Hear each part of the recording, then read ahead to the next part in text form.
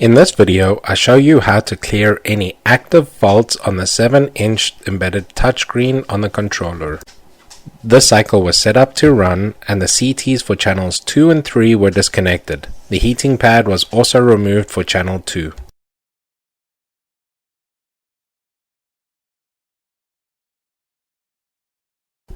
As you can see, the faulted button has turned red to indicate a fault present.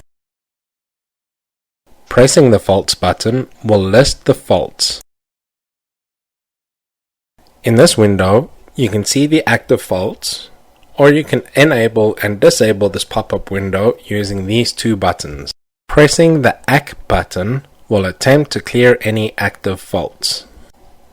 Thank you for watching. Please check out the rest of the video tutorials on how to use the user-friendly HeatView software, or go to heatview.ca and click on the Contact Us button if you need any more support.